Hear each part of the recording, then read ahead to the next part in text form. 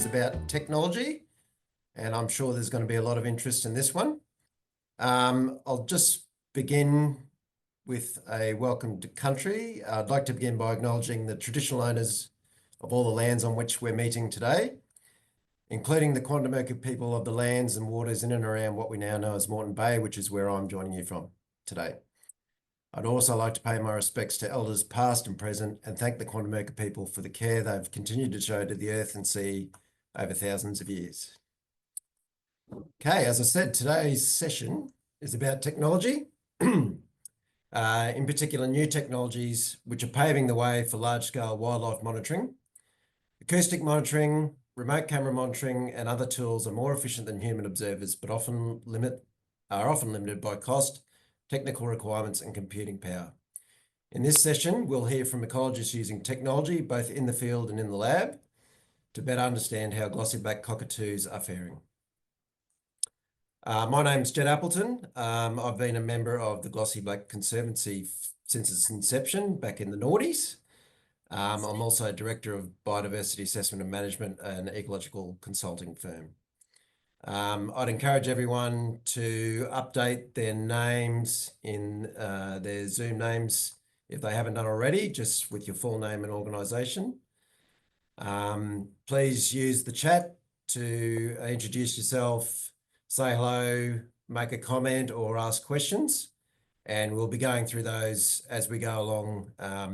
Depending on how much time we have, we'll save probably most of the questions for the end of all the talks this morning. Our first talk is from Daniella Teixeira. Most people would know her from a couple of sessions yesterday.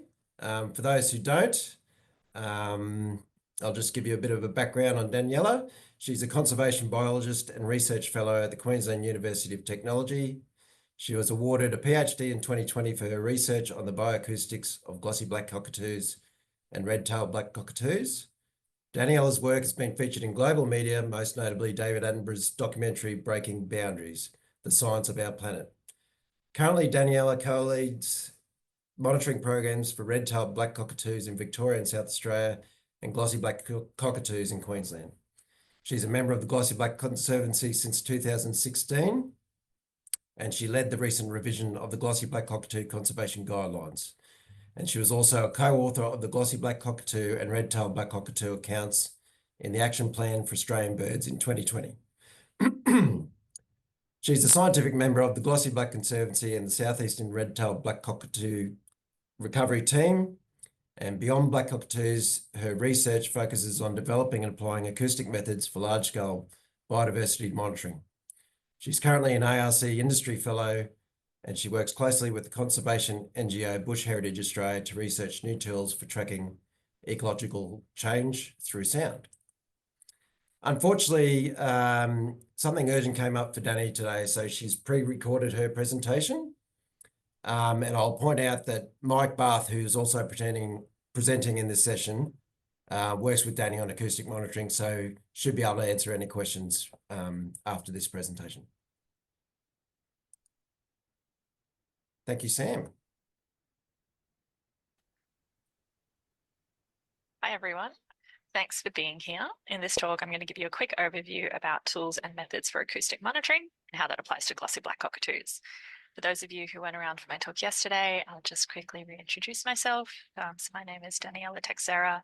I'm a research fellow at QUT in Brisbane, and I also work with Bush Heritage Australia. Okay, so this is the most important slide in my entire presentation.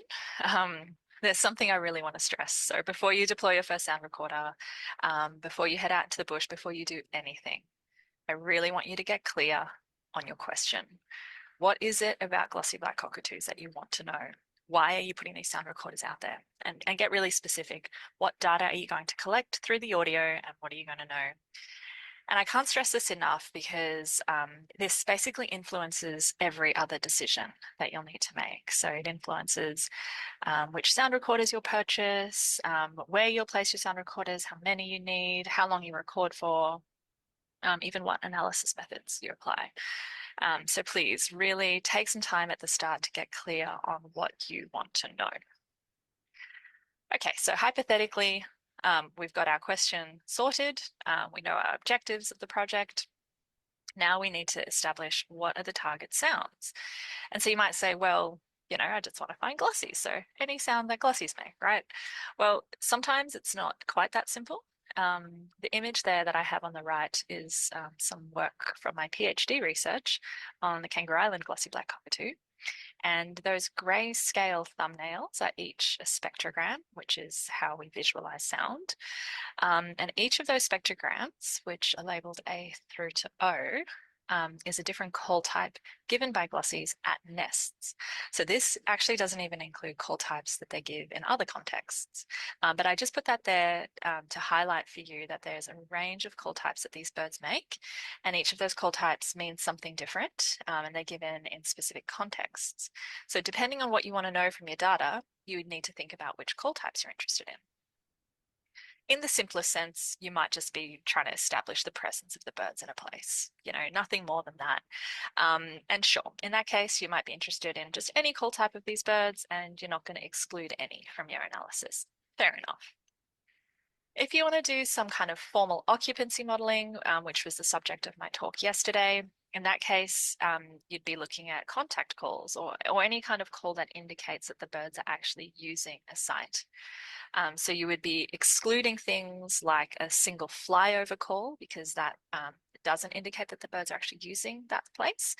Or even if the birds do kind of stop over and they're close to the microphone, so you might get some loud calls, but if they're just kind of coming in, giving one or two calls and then leaving and not coming back, I would probably discount those. I wouldn't say that that's indicating that they're using a site. So really thinking about, if you're monitoring in feeding habitat, what calls might they be giving while they're feeding, that kind of thing. If you're interested in nesting, then you need to look at the calls that they give around nests. And this might be if you're trying to find nests or if you're actually monitoring active nests.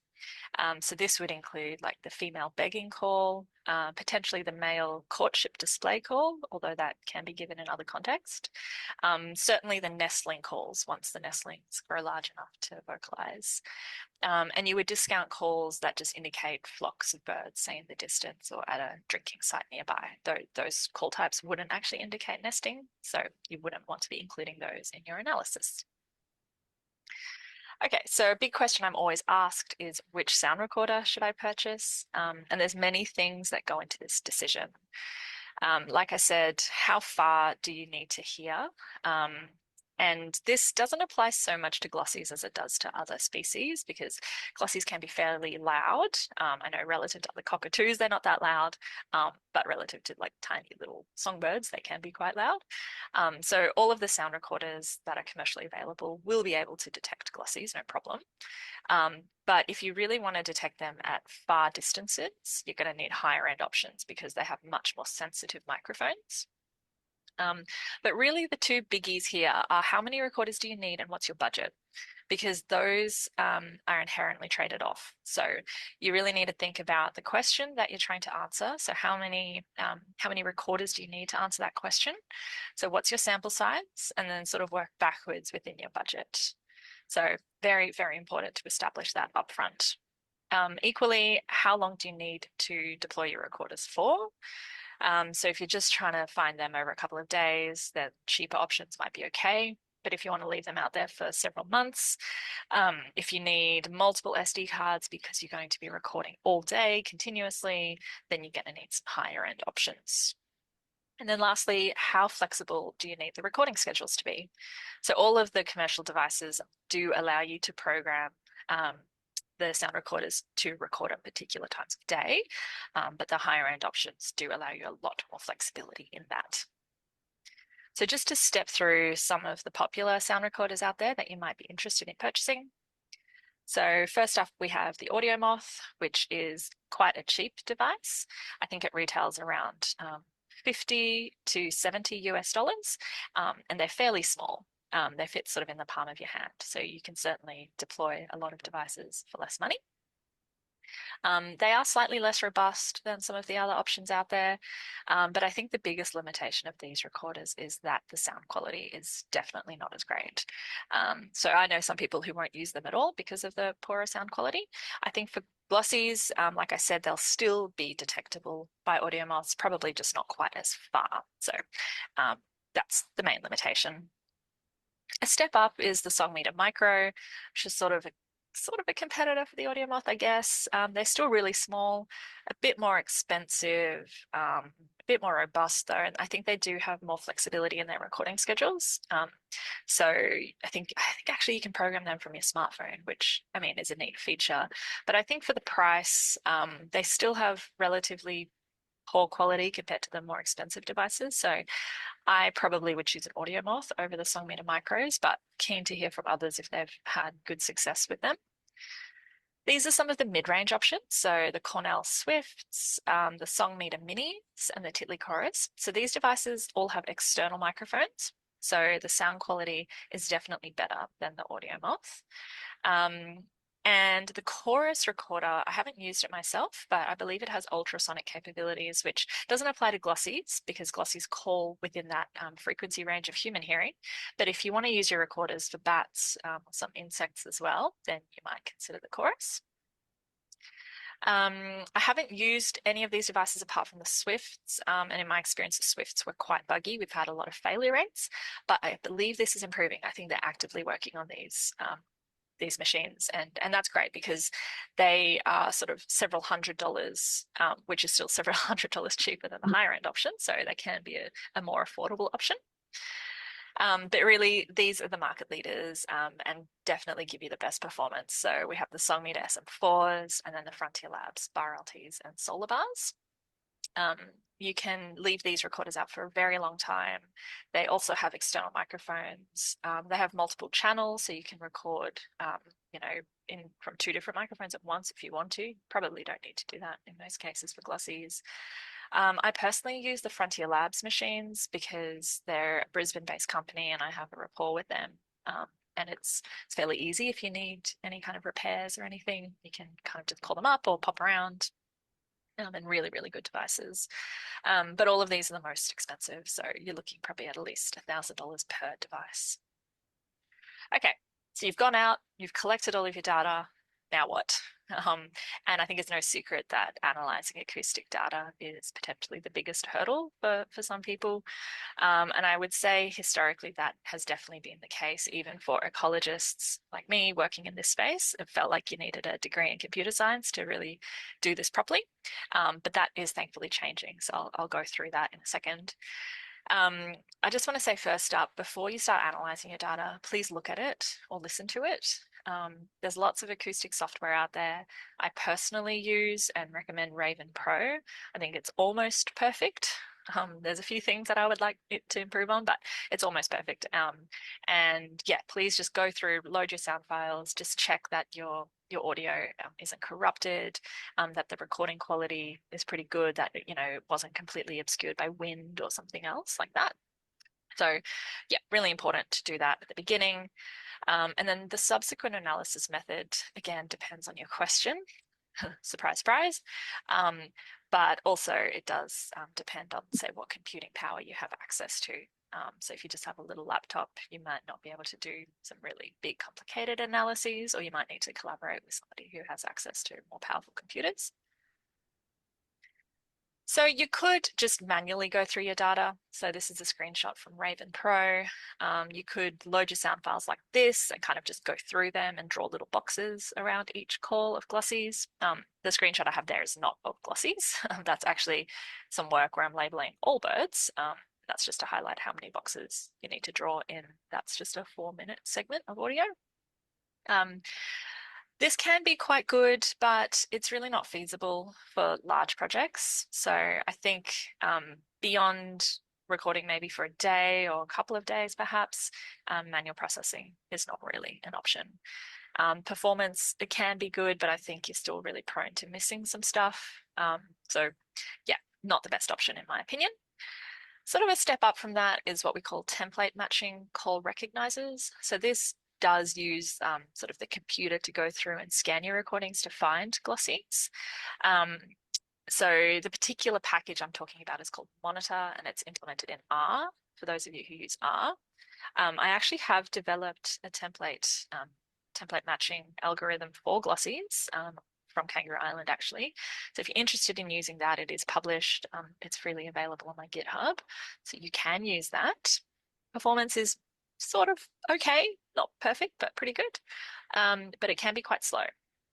But I really think nowadays we've got all of these advanced deep learning methods out there, such as BirdNet, which I'm sure many of you are aware of, that I almost think these template matching approaches are redundant. And I'm keen to hear if people disagree with me, but I think, yeah, machine learning has just come so far so quickly.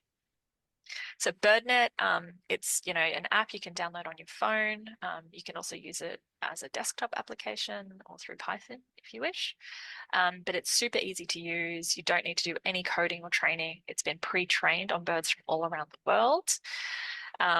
It's really, really good in many cases. You can customize it to your particular species if you want to, and there's all these different settings that you can play with to make it perform slightly better. I think the biggest limitation, and this is important, is that we don't know the accuracy for your particular species in your particular case.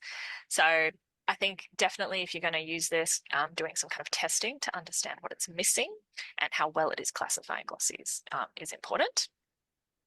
I've given it 2 stars for performance. I could almost give it 3 stars, but let's just give it 2 because really the best of the best is custom deep learning methods. So I've spent a lot of time working with computer scientists building custom methods, but in bold there I've now put custom BirdNet models because BirdNet actually allows you to use its underlying infrastructure to then build your own models on top of that. So basically, without getting too technical, you just give it some more examples of glossy colors, for instance, and it will retrain a new model, which will perform better. So it's quite impressive. So I've given all of this 3 stars.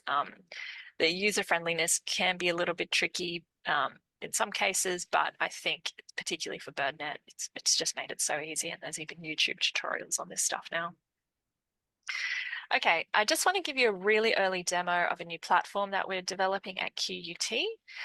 So I think a lot of you guys would be working collaboratively on citizen science projects, for instance. So if you have a lot of different people who want to kind of work on the data together, this is going to be an amazing solution for you. So I'll just hit play and give you a quick overview.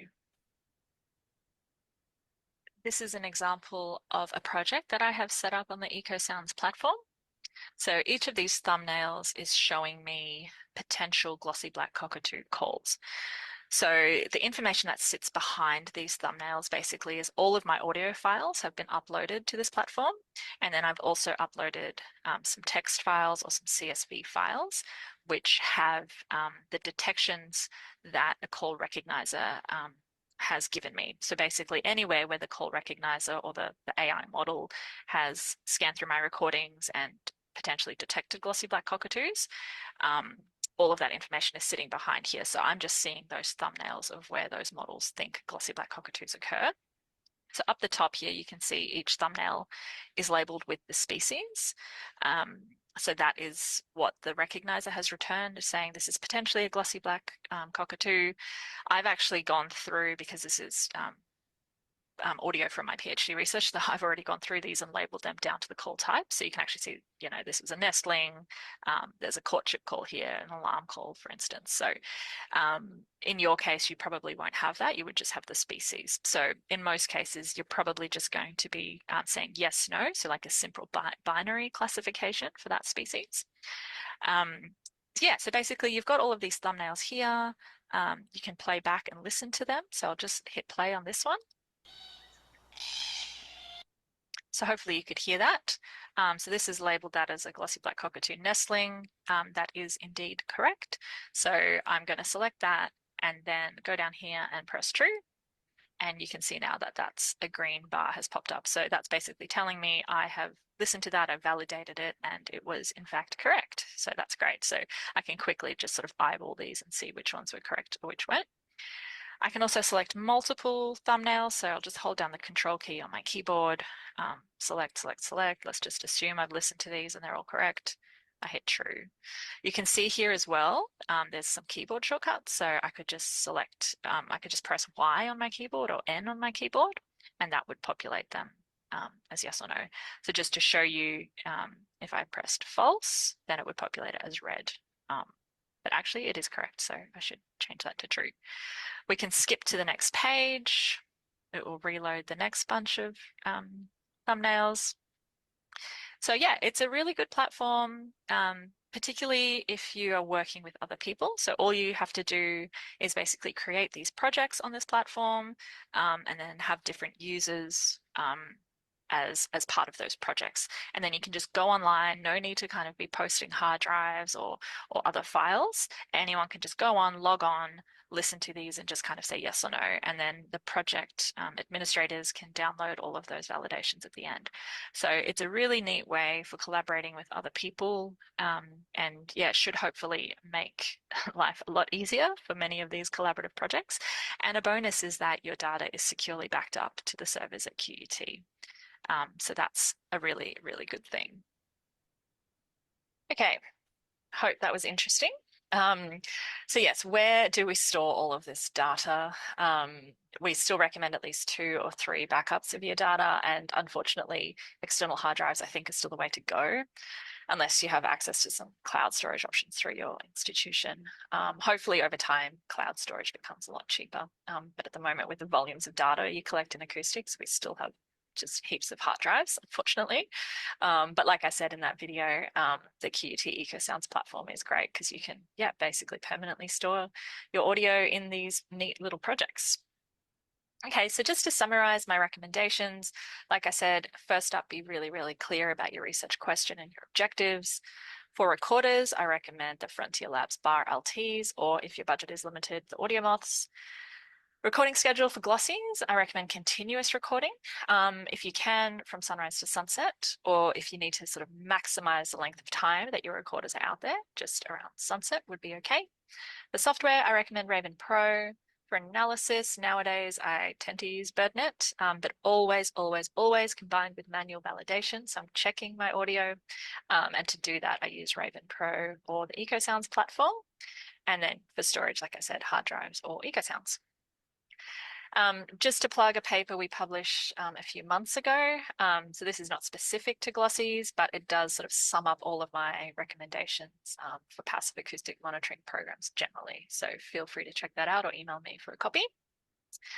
Thank you very much. If you have any questions, here is my email address, and I'm very happy to chat.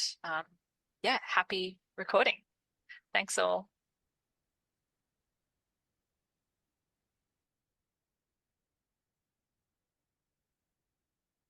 Thanks, Daniella. Yeah, as Danielle said, she's happy to answer questions. If you'd like to email her, Sam's just put her email address in the chat for that. I noticed we did have one question. Mike, I'm not sure if you'd be able to answer this one. Just a comment that it's a nice manual validation tool, and wondering, could this be adapted for images or photos as well? I'm not sure they cross paths with that software, actually. The Raven software is designed specifically for audio. So yeah, with photos and stuff, we use completely different like photo software, basically. Yeah. Oh, sorry. I've just noticed a response from Carlia and Trish saying there's some specialized programs for camera images, such as Mega Detector. Yeah, I'm not sure if Daniella would be able to provide any further information other than that. Okay, we'll move on to yours, Mike. That was the only question, really. For those who don't know, Mike studied ecology and wildlife biology in California, where he grew up, and has always had a passion for nature, especially birds. His specialty is threatened bird conservation, and his career spans over 30 years working with birds on 2 continents. Most recently, he worked on Kangaroo Island on the South Australian Glossy Black-Cockatoo Recovery Program for 12 years. Mike's talk today will be about nest monitoring using 4G cameras. Thanks, Mike. Thank you, Jed. I'll just share my screen, see if we can make this work.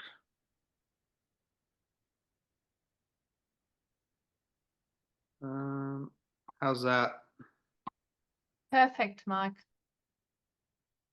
All right, thank you, Jed. I'm just gonna have a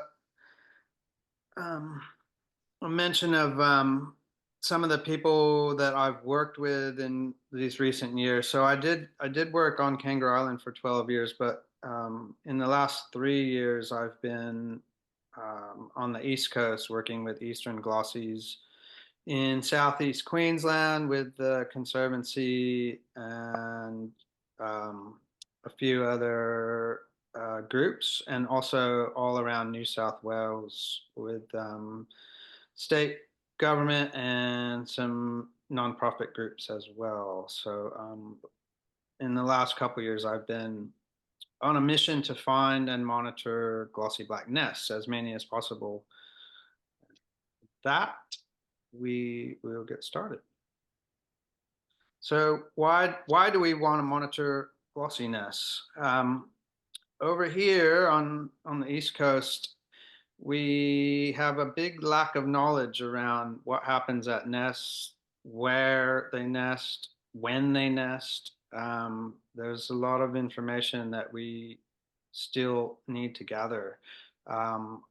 During my time on Kangaroo Island, most of that was known. So a big part of my job was monitoring nests, and we knew of over 300 known nest trees on the island.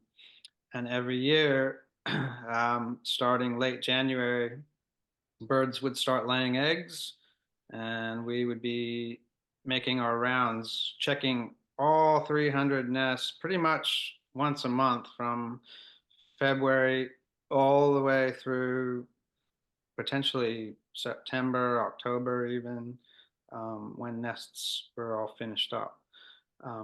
Over here, yeah, it's a different story.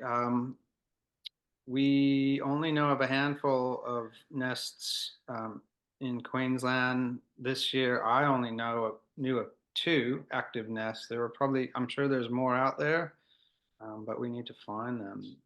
New South Wales, we did a lot better. We had a bit more search effort, and probably approaching 20 nests along the coast. I think inland with Jaden Gunn, he's been monitoring nests out there and probably had at least that many inland. And when we find nests, we want to know what's happening there. So is there an issue with predation happening on the single egg or the chick? Is there competition with other species, other birds, arboreal mammals that use hollows? Lots of things want to use those large hollows that glossies need to nest in. And what we really want to know is what's the nesting success rate. So on Kangaroo Island, way back at the beginning of the recovery program in the 90s, they found as many nests as they could and monitored them closely through the nest season. And they realized that only just over 20% of the nests were actually successful. And that means the nestling fledged from the nest. And then they started watching the nests a lot closer with cameras. At that time, they were big, clunky cameras, and they got funding through, I think, National Geographic at the time. And they realized that the common brush-tailed possum, which is way overabundant on Kangaroo Island, was raiding the nest and eating the single egg or the nestling. And that basically was an eye-opener for them. And so what they did was they started collaring all the trees, all the nest trees, and preventing possums from climbing up. And over time, the nest success rate doubled to what it is now, which is just under 50% of all the nest attempts actually fledge a young. And that's within the normal range. So yeah, if we find lots of predation happening or too much competition, what can we do about it? Is there a way to manage the nest to increase that success rate? When and where can we use nest cameras? So on known nests prior to nesting season is ideal. So to have the camera already in place on a known glossy nest is ideal, because that will give us information on when exactly the birds are showing interest in the hollow and laying the egg and what else is coming to the hollow. So that's the ideal. If we find a new nest that's already active, we basically have to wait until incubation is finished. And after the nestling is a week or two old, the pair will leave it alone during the day in the hollow while they're out feeding. And that's an opportunity for me or a climber to climb up and install a nest on the camera while the parents are away during the day. And also, not all nests are accessible. So sometimes they nest in dead trees or stags, or trees that are just not safe to climb. And 4G cameras, if we're going to use those, they need to have phone reception basically. So we can put booster antennas on them to pick up more signal. But if there's no signal, we can use non-4G cameras as well. So there's an example on the left of a 4G camera that we've been using with a solar setup to keep it charged. And the other two cameras, there's an Acorn in the middle and a Reconyx on the right. They don't use 4G at all, but they can sit there for weeks and weeks and weeks and keep taking photos. But the downside is we'll have to go back, change batteries, SD cards regularly if we want them to capture everything that's happening. The one on the right is Kangaroo Island with the Reconyx on a cockatoo, monitoring what goes in and out. What can we learn? This is basically just a little case study of a nest that I found in the Clausen interior in mid-2023. That's a New England blackbutt. You can see the hollow way up there. That one, when we found it, was well into the nesting cycle, so we could already hear the nestling. So there was no way I was going to climb up and put a camera there at that stage. So we just let that one go and monitored it until it fledged. And then after fledging in September, I installed this 4G camera setup on the, you can see that live limb directly across on the right from where the hollow is. So I was able to get up there and install the camera facing straight across, and that's the view basically the camera's getting on the right at the hollow. That's all dead. That part of the tree is dead, so I couldn't climb over there. And we started getting some photos. So there you've got the 10th of the 11th. We've got a couple possums that were checking out the hollow one night. We've got a goanna in the middle of the night on late December 2023. Got some crimson rosellas having a peek.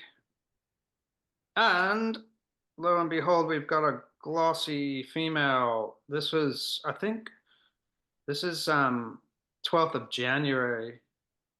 Oh, sorry, 1st of December 2023. So this was a big surprise for us that she's looking at that hollow way before nesting season starts. So she obviously knew that hollow was there, has come, make sure it's still usable. Yep. Okay. So she spent a little bit of time having a look. And then back again on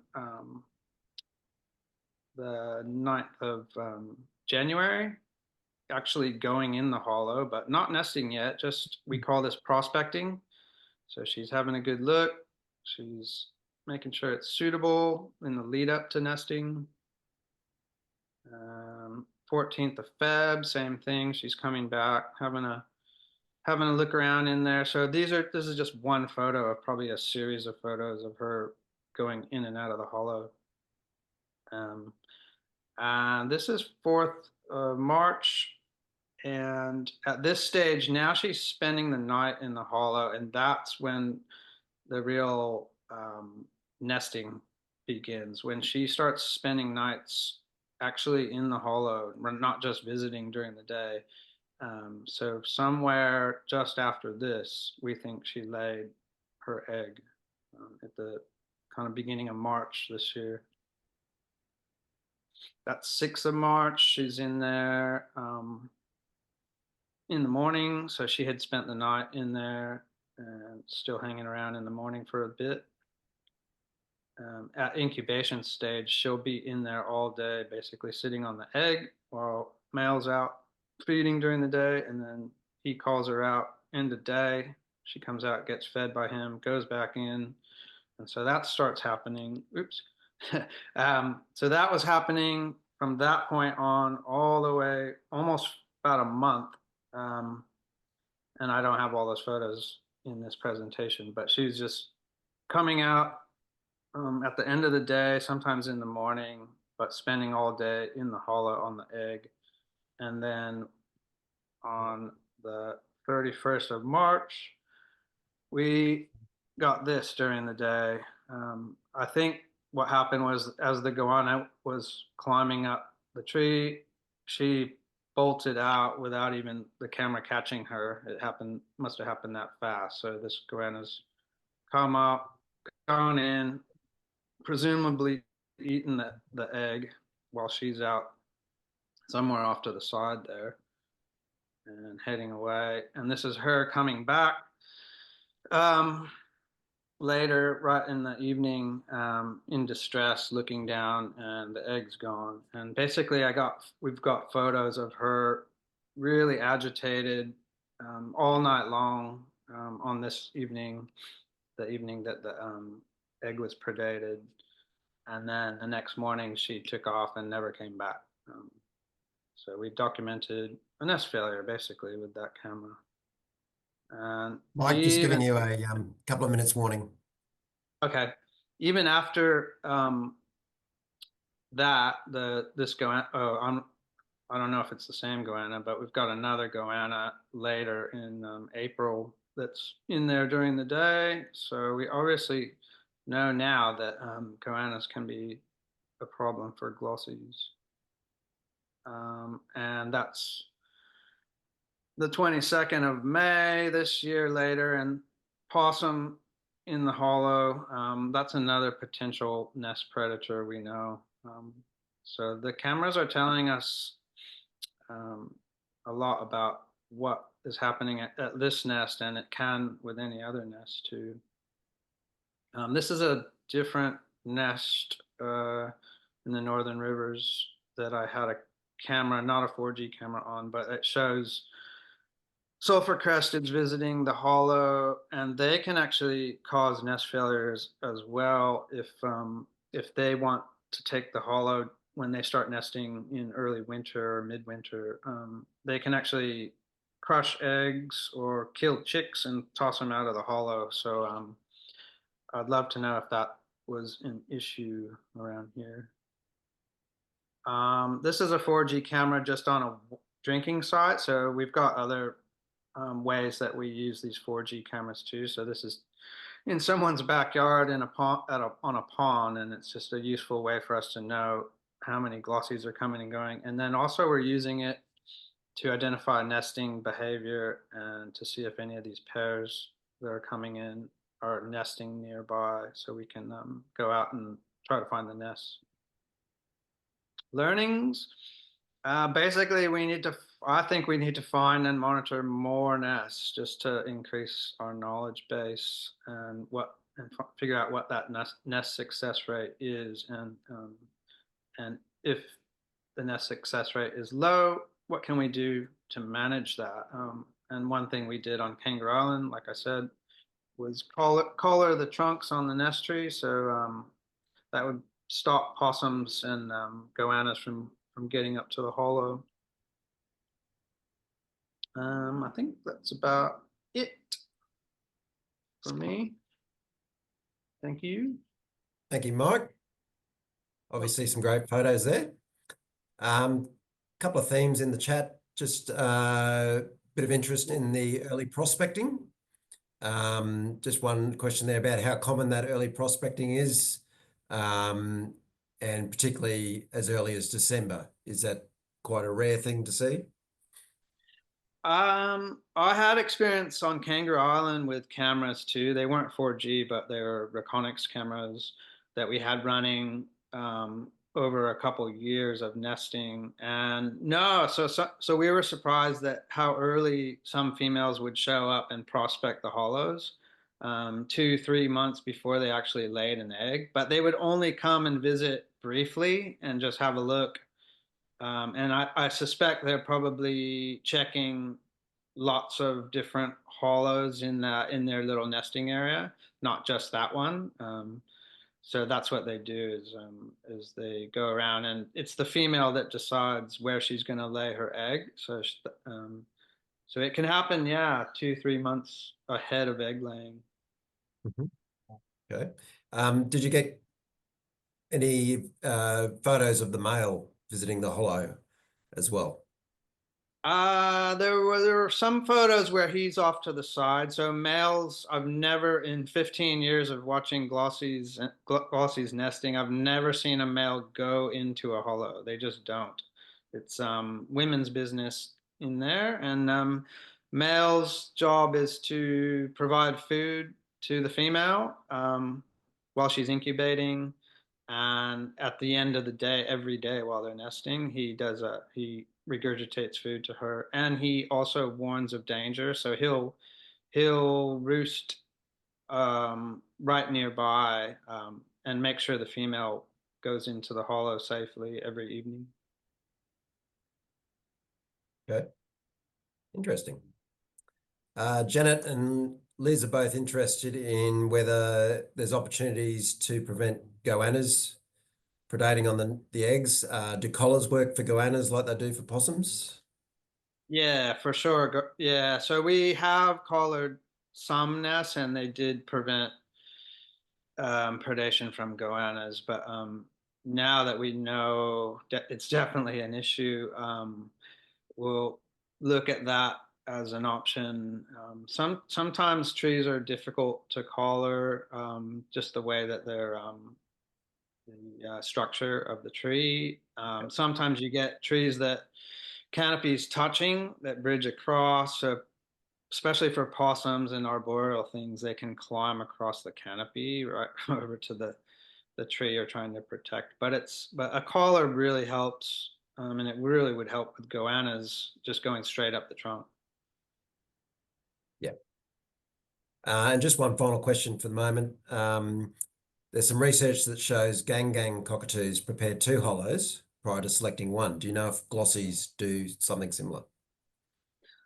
Not that we know of, no. And most of my knowledge really comes from monitoring nests on Kangaroo Island, but I didn't see that. They basically, once they choose their hollow, that's what they're going to use.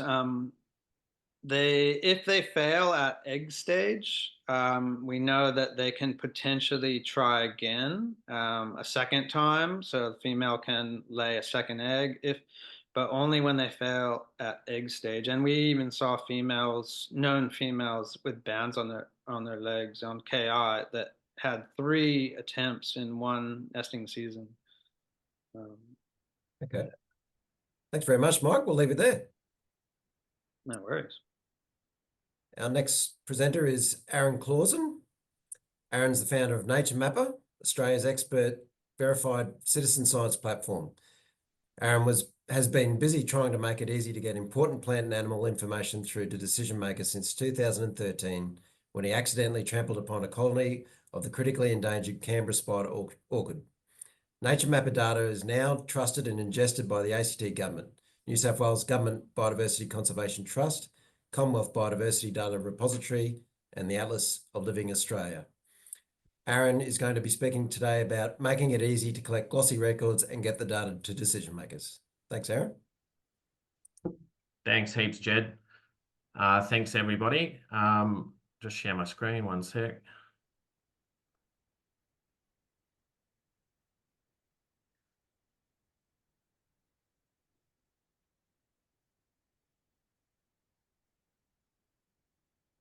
How are we looking? Looks Perfect. great, thank you. Good. Awesome.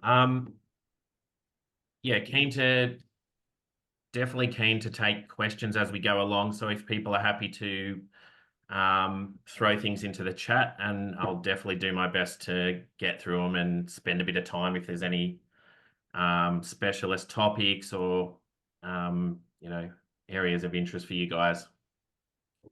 So NatureMapr is an expert verified citizen science platform that started out as my hobby in 2013 after a bit of an experience trampling some endangered orchids, not knowing what they were, and finding it really frustrating and difficult to get that simple information about those records through to government, basically, to decision makers. Fast forward, so every single record that comes into NatureMapr goes through a verification process where an appropriately qualified or experienced or trusted expert moderator must review and verify the record prior to that record, being suitable to be ingested as a formal government record. So we won't actually send any of these records through to databases like Bionet, ACT Government, the ALA, the DQBDR until they've actually all been expert verified.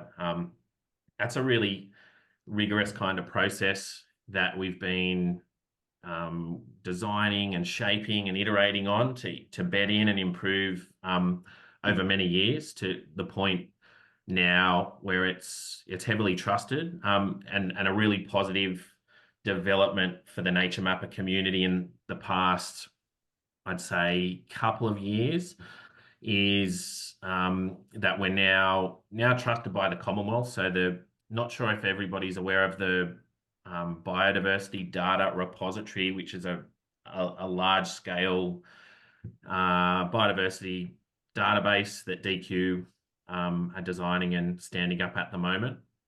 And we're really pleased to be approved as the first citizen science platform that met a whole range of data quality standards for that new database, and to actually have these records ingested at the Commonwealth level. So it's a really big deal. And for the community, the great thing is, when people report a glossy black sighting, they know that those records and that effort and all the effort it takes to get out there and some of the wonderful things that volunteers do that care about this species, those records are actually making their way through to decision makers that need to know about it.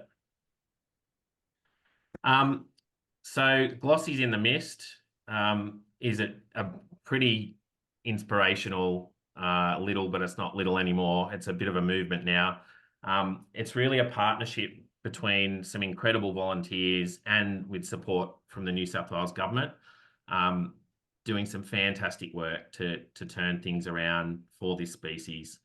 It began in the Bundanoon area in about 2015, and it's kind of gone nuts. And they've come up with a really innovative community-led approach to actually tracking individual flossies, which was a word that I had to learn, female glossy, which is really powerful because they're actually, getting to the point of tracking individual birds, keeping an eye on them, and you just can't beat that local expertise and that community knowledge when somebody is actually familiar with a bird in their area. That is definitely the best person that's going to be able to keep an eye on those individuals.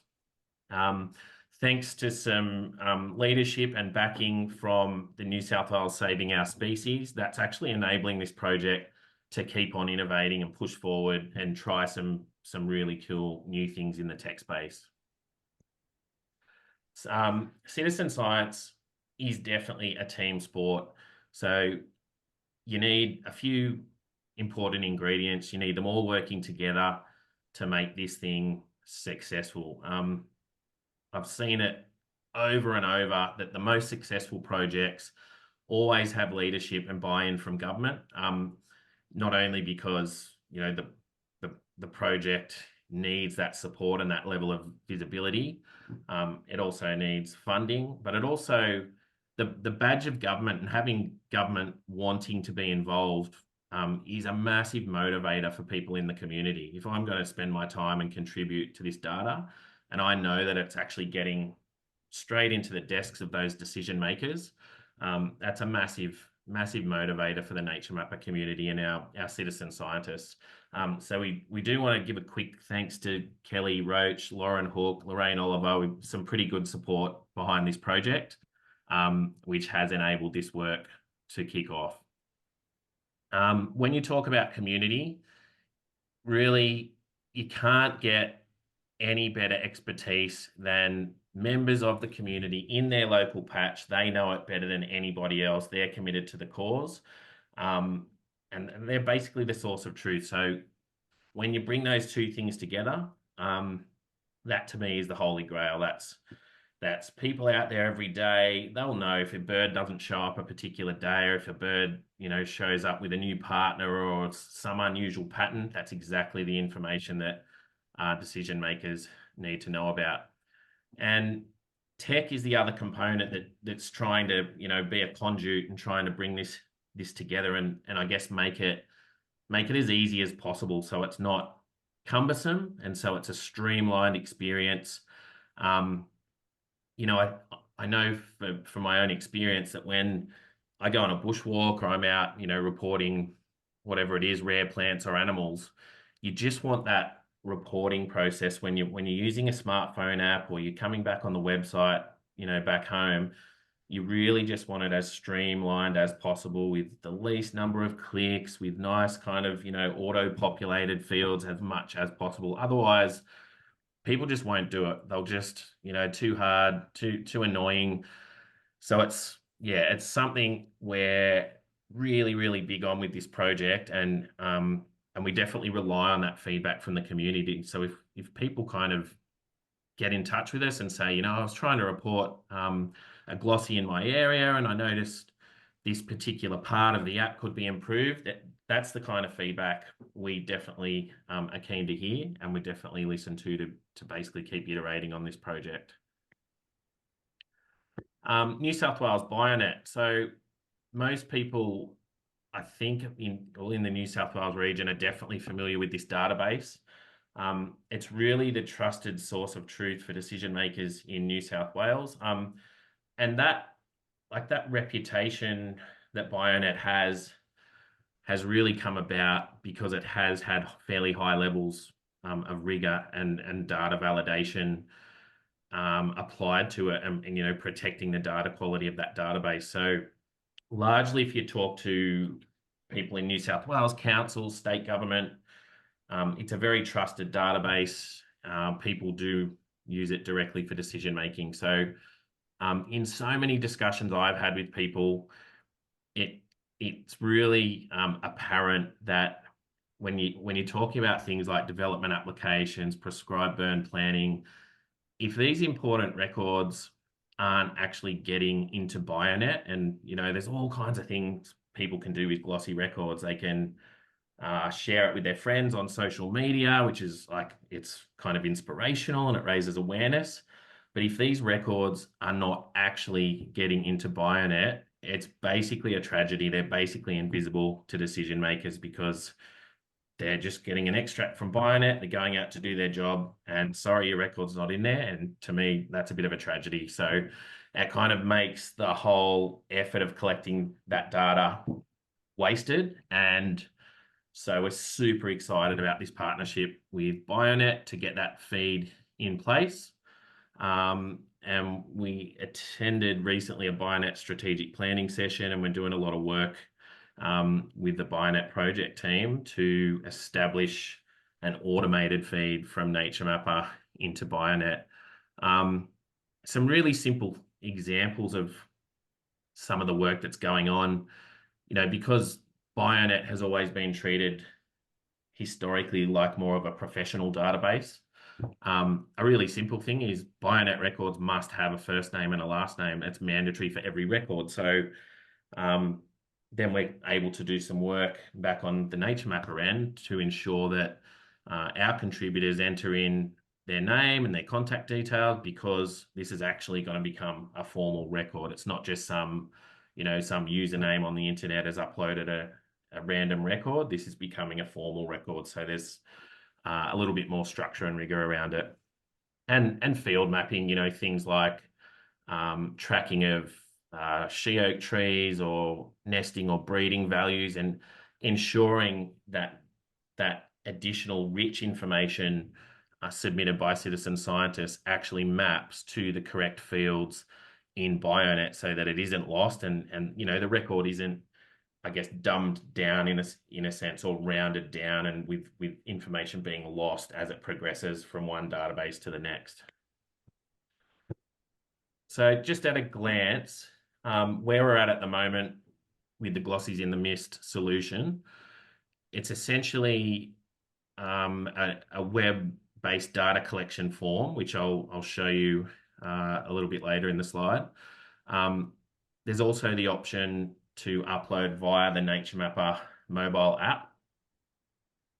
We've done a bit of work trying to, it is a bit of a trade-off, but we've aligned our questions, so Glossy Black specific questions, to the Great Glossy Count, and purely just to try and get maximum consistency of data collected right across, because we know people are using other platforms for Glossy Blacks, which is amazing. And I guess when data is generated by these initiatives, if it can be as consistent as possible coming out the other side, then that maximizes the things you can actually do with that collective data as a larger data set.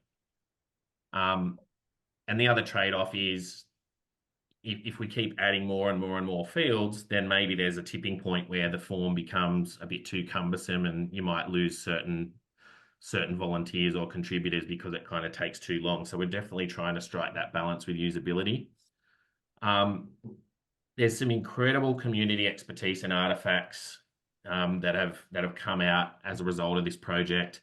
I'll talk a little bit about one of those shortly, but we've tried to integrate that directly into the online web form, so that I guess we can share that knowledge and some of those findings with the broader community. Just a 2-minute warning there, Aaron. Oh, yep, sure. There's the ability to upload historical records in bulk using a data import tool. There's sensitive records are appropriately safeguarded. So we know that Glossy Blacks are vulnerable in New South Wales. There may also be landholders or contributors that want to protect their location for privacy reasons.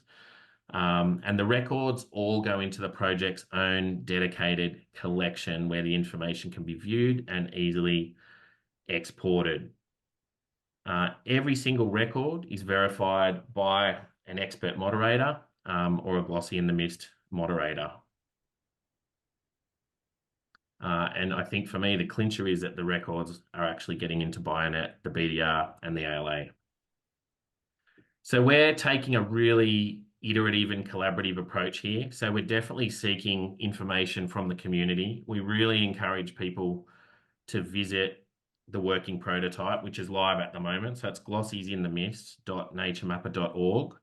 And based on your feedback, we're just going to take that on board and keep making incremental improvements to the pilot until we hit the mark.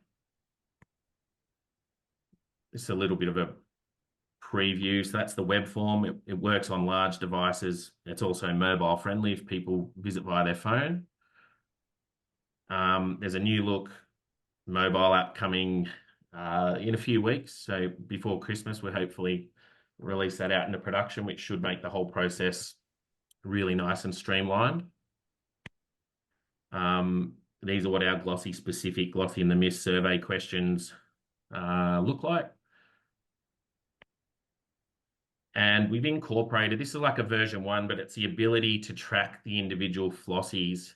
So we've loaded in this name of all these characters that the community behind this project have basically named, which is really, really cool. And in the future, we're looking to potentially use AI to track these individuals automatically. Like, who knows, that maybe some of these birds will end up a little bit famous with their own webpage. We'll see where we can take that. But I just want to show people a really impressive example of some knowledge that's taken shape out of this project. So there's an article or a research paper called Identifying Flossies. It was put together by Linda, Erna, and Louise, and it's just a really brilliant example of what we see as authentic citizen science. And so chatting to Kelly and chatting to the guys on the project, this is a kind of thing that is critical for helping new contributors to the project to actually get better at the reporting process, and to actually help them maybe take a little bit more notice and learn about how to identify these birds. So this document, we really encourage anybody to take a look. It's a free download. If you visit glossiesinthemist.naturemapr.org, there's a couple of attachments there, and this is a fascinating read, and highly recommend everybody has a look. It's just a quick look of if anybody has historical glossy records, so they definitely are key as well, and they definitely help paint the picture of, what's happening to the species over time. So there's a user-friendly historical data upload tool with a how-to upload video with our citizen science officer, Lewis Choi, and it basically guides you through the process of, how to fill out it's a pretty simple spreadsheet. Only takes a couple of minutes, and it will actually populate the data and get it loaded in for you. And then, once those records have been loaded into the platform, just like any other record, they'll go through the exact same process. They'll need to be expert verified. Once they're verified, they'll go through to the decision-making databases.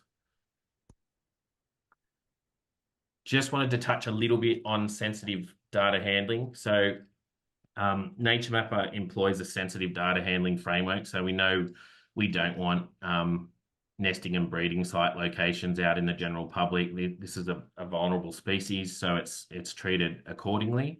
So that means detailed location information, coordinates are suppressed throughout the platform. As an example, if somebody ticks the checkbox when they're uploading that says this particular record is actually a nesting or a breeding site, the system will then elevate that record as highly sensitive, and then it will even hide the name of the reserve. So for a sensitive record, we'll hide the specific coordinates. For a nesting breeding site or private property or anyone with a privacy concern for whatever reason, we'll completely hide even the reserve name, so they kind of wouldn't even know the general area of where to look around. And bringing this into the new platform, we're able to actually see and measure the survey effort over time, which is really, really cool. So kind of acknowledging, and I guess recognizing that effort from all the citizen science that are making this amazing work possible. So there's some other benefits there, and we're working with Kelly and her team to improve these and get a bit more out of it over time. That's all I had. So encourage everybody to visit the new Glossies in the Mist data collection platform. I'm very happy to take any questions. Thank you, Aaron. It's certainly a great service, and I know being a consultant, we rely pretty heavily on database information. So it's great to have a platform where a lot of that citizen science data can be uploaded. I'll keep things moving. We're a bit behind time, but there are a couple of questions in the chat. If you wouldn't mind having a look and maybe responding to those. Yep, sure. Okay, our last speaker is Brad Law. Brad is a principal research scientist at the New South Wales Department of Primary Industries and a fellow of the Royal Zoological Society. He has over 30 years of experience in forest wildlife ecology, publishing more than 170 papers and co-supervising many postgraduate students investigating a range of ecological topics. Brad's an associate editor of Australian Zoologist, Australian Journal of Zoology, and Australian Forestry. Use of passive acoustics has been a major research focus, especially for long-term monitoring to assess the changing status of species. Today, Brad's going to be discussing some case studies of large-scale acoustic monitoring of glossy black-cockatoos in New South Wales. Thanks, Brad. Thanks, Jed. My screen coming through okay? Yep. Fantastic. All right, thanks. So just to begin with, I wanted to acknowledge my co-authors, Chris and Pat. And I also wanted to say that up front that I'm definitely not a glossy black expert, but I do have a lot of experience in running acoustic surveys. So what I wanted to do today was to introduce a couple of case studies of large-scale acoustic monitoring of glossy black-cockatoos. The first is in state forests of the Pilliga region, and the second is in state forests of the coastal areas of New South Wales. So I guess the difference in these programs are that they really are very large scale, and so we're looking at that broad picture of what's happening over time, or trying to. So to begin with, I thought I'd just touch on occupancy monitoring and how that can be used to develop trends. So Danny touched on this yesterday as well, and I really think it's a great method for this purpose. I've got one example up there from Wood et al. It's a bioacoustic example of detecting small changes in populations over time. And then on the right-hand side, we've got an example for spotted owls in Northwest America. So this is showing change in occupancy over time. And you can see that there's obviously a worrying declining trend there, but that data extends back to 1990. So it's really an amazing data set, something that we often don't have in Australia for our species, and that's what we would like to be able to contribute and to collect that kind of data. So the other thing that they've got in this example is they've colour-coded their sites according to whether it's been burnt or not. So the grey dots are sites that are unburnt. And then there's two red colours showing either dominated by low severity fire or high severity fire. And a wildfire burnt these areas in 2014, and you can see the massive drop in occupancy in those sites that were burnt by high severity fire. And at least during their monitoring period, there was no observed recovery at those sites for the spotted owl. So I think that's a good example of how this data can be used to look at changes over time and the effects of fire. This is what we're trying to record with our acoustic program.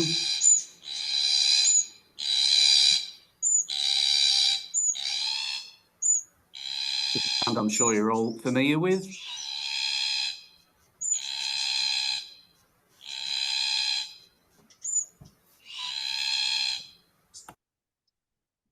And what we need is to have acoustic recognisers to find those sounds amongst all the extensive recordings that we can make. So earlier in this session, Danny went through a range of methods that's involved in doing that.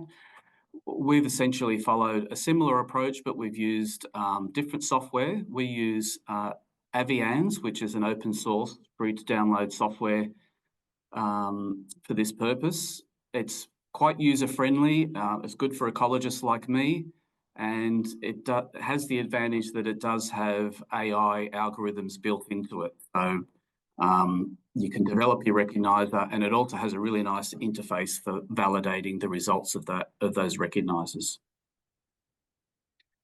Just a little bit of metadata information about the recognizer we've developed in Avians. So we've trained the algorithm with a call count of 2,418 calls, and we've been able to use a process of data augmentation to get up to 10,000 calls. So really, it's really important for AI that you have a big training library. It doesn't work very well without that extensive set of calls. So this is a good start, but it'll really work better when there's even more calls available. And I also just wanted to point out that we've got calls from a range of different areas of New South Wales, so the North Coast, the Pilliga, South Coast, thanks to Lauren for sharing calls from there, and also Zeno Canto is another good source of wildlife sounds.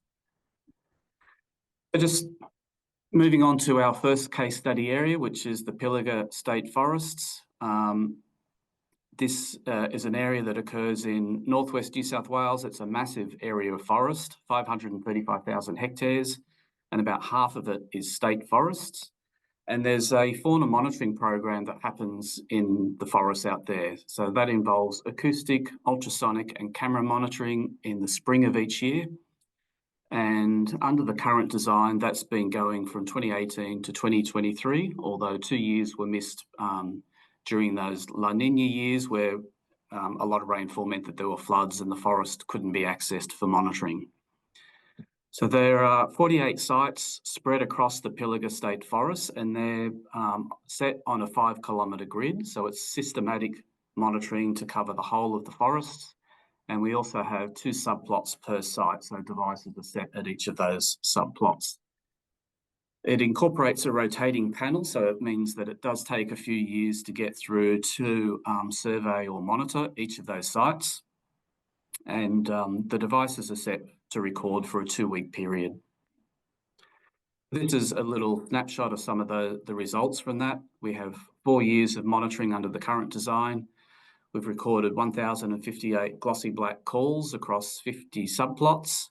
And on the right-hand side, we've got a histogram just showing the frequency of calling throughout the day that's across the entire set of those monitoring results. So not surprisingly, calls are most common at dawn and it drops off through the middle of the day. And there's also a secondary peak as you approach dusk in the afternoon. One interesting thing is that this monitoring program was going before 2018, but there was a different recording schedule at that time. And at that time, it was set to record for 4 days.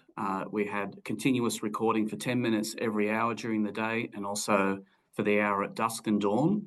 But when we analysed that data for the 2017 year, we found no detections of glossy black-cockatoos. So that really indicated to us that that recording schedule was not in any way good enough. And so we reverted to this current design. This is another snapshot of the results from the monitoring. It's a heat map of calling activity across the monitoring area. So the number of calls here have been log transformed. And what you can see are white dots, which are sites that didn't record glossy blacks. Green dots did record glossy blacks. And the sites with a halo around them are sites that had much higher activity. So you can see that glossy blacks are distributed in a patchy fashion across the Pilliga forests, but definitely less activity in the west. So that's on the far left-hand side. And the Pilliga is really characterised by open woodland and forest. They're predominantly cypress and ironbark forest, but there are also extensive areas of aloe casuarina out there. And we have done a preliminary occupancy analysis for this data. So the first step in doing that is to estimate your nightly detection probability. And what we found is that with acoustics, there is low detection probability per day. And that ranges from about 0.15 up to 0.25. But if you look at the cumulative probability over 14 days, it comes out as 0.9. So that basically means you've got a 90% chance of detecting glossy blacks if they're there. So that's really good. And the other thing to notice from this plot is that there is higher detection probability in 2023. So that's after 3 years of good rainfall, that La Nina period that we've been in. But also notice that the study started during intensive drought during 2018 and 2019. So higher detection probability can mean different things. It could mean that there's more animals out there calling, so we're picking up their calls more often, or it could also mean that the animals are in better condition and perhaps calling more often at an individual level. That's something we can't resolve at this point. That detection probability then feeds into estimating occupancy. And here's our occupancy trend for the Pilliga forest across that monitoring period. And we found that there's low to medium occupancy across the Pilliga forest, ranging from 0.25 probability of occupancy up to close to 0.5. And the other thing to notice is the fluctuating trend over that time. It's very hard at this point to know exactly what's driving that fluctuation. I think we really need a longer time series of data to discern relationships with climate, but that's exactly what we want to be able to do. Not only do we want to see what the trend is over time, okay, that was my phone, but we also want to see what is driving the trend, drought or rainfall. So monitoring is continuing at these sites, and we think within 1 or 2 years we should have much better data to look at what's driving the trend. Moving on to our second case study in the coastal forests, coastal state forests of New South Wales. This monitoring program began in 2022, so that was 3 years after the Black Summer fires. We have 100 sites spread throughout each of 3 regions, so sites are spatially balanced within each region. We've got the northeast region, the central region and southern region of New South Wales.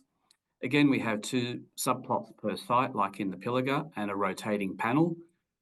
But one difference for this program is that we've got seasonality incorporated into the monitoring. So in spring, 45 sites are monitored per year, and in autumn, it's a lesser level of monitoring. So the reason we do that is because this program is designed to detect a range of different species, and different species will peak in their calling at different times of the year. So for example, we have developed AI recognizers for this range of species in the coastal forests. Many of them are listed as threatened species or they're iconic forest species. And yeah, they're going to have different periods of peak calling. A little snapshot of the results from this program. We haven't done any modelling on the data as of yet. So this is just year 1 results looking at naive occupancy. We recorded in that year 1,452 glossy black calls, and interesting or surprising really that 42% of those calls were at Eden, and Eden, the forests surrounding Eden were very badly burnt during the Black Summer fires. So I guess that's good news that we've detected glossy blacks commonly after those fires. In the plot below there, you can see I've got naive occupancy plotted across the different regions. Southern has been split there into Bateman's Bay and Eden, and you can see that naive occupancy ranges from about 0.3 to 0.4. It's really quite similar between the different regions. And the other thing to notice is there's a greater detection rate in autumn compared to spring, at least in some of those regions. So, you know, that maybe is a good example for why incorporating seasonality into your monitoring is a good thing to do. The other useful thing about, or the other good thing we've got with these coastal forests is we've got an estimate of occupancy from a baseline study back in the 1990s. So this was work done recently that we contributed to, and it's based on the fact that in the 1990s, there were a hugely intensive survey effort for different species, different fauna groups across New South Wales forests. And this data is an amazing data set that can be now analysed with more modern techniques than were available back in the day. So, for example, in Northern region, a bunch of bird surveys were done, and glossy blacks were detected on 145 sites, but there were over 1,500 sites where they weren't detected. But we can use that data to estimate detection probability, and that can also then translate into median occupancy across all of the survey sites, and that comes out to be about 0.5. Similarly, in the southern region, bird survey sites, there were 30 detections of glossy black-cockatoos at sites, and 622 sites where there were no detections. And in this Just in terms case, of warning, thanks, Brad. okay, thank you. So in this case, median occupancy probability was very low at just 0.03. The other thing we get from this sort of data are important drivers for occupancy, and I've just listed a few examples there from the northern region. So occupancy was related to medium moisture levels and temperature, lower NDVI, and NDVI is a remote sensing variable that measures canopy greenness, so it's like a surrogate for site productivity. And there was also a slight positive effect of old growth and northern aspects for glossy black occupancy. Of course, we can. What we really want to do is to be able to plot these baseline estimates from the 1990s against the current data that we're collecting. I've got that here plotted for the 1990s for northern and southern, but at the moment it's plotted against naive occupancy. But once we have those results modelled, it'll be a much more even comparison. Okay, so just to finish off, what's next? Well, Forestry Corp is continuing monitoring in Pilliga and coastal forests. We're very interested to do more detailed trend analyses incorporating environmental covariates for occupancy modelling, so we can look at the effect of rainfall and drought and fire and just look at what those trends are over time. But I think we can at least say at this point that our results show that populations can be monitored over time at regional scales using passive acoustics. And I'd like to thank the field ecologists who've been out in the bush deploying equipment and wrangling data off all those SD cards, and also the crew at DPI Forest Science for the acoustic analyses to get to this point. So thank you. I'll stop sharing. Thank you, Brad. Some great studies there. Just looking through the chat, Aaron's been busy answering a few questions following his before. I can't see any specific questions for you at this point. I'm just wondering, Sam, do we have a email address for Brad in case anyone had any questions after the fact? Yep, I can put Brad's email address in the chat. Got about 10 minutes if you do have any discussion. Okay. Though. Yeah. Okay. No worries. All right. Yeah, so obviously technology is becoming extremely important for monitoring glossies, and there's been some great advancements there. Very interesting stuff. And obviously some very important information coming out of those studies as well. Okay, so our next sessions, we've got one on recovery planning coming up at 1 o'clock today. And then we have our final session for today and for the forum in general at 3:30 today. I'll just have a final look at the chat for you here, Brad. Fascinating insights. The data from the burned area, do you think that was birds moving through or visiting? Look, we can't really say that. Yeah, all we can say is that we've recorded their presence at these sites. We can look at the amount of calling we get over that 2-week deployment. So I guess if we're getting more consistent calling, the birds are not just moving through. I know that the local ecologists down in that area have documented some feeding on Alocasuarina that are regrowing after the fire, so that's at quite a young age. And I think there is also some nest monitoring going on down in that area. That'd be Rowan Bilney who's doing that work. Great. Terrific presentation. Thanks, Brad. I'm interested in the pre and post burn report. I think it was Jones et al. Is that correct? Yeah, that's right. That's for the northern spotted owl, not for glossy blacks. But yeah, look up that paper. It's a very good paper. Great. All right. Just a reminder to please provide some feedback. We appreciate your comments.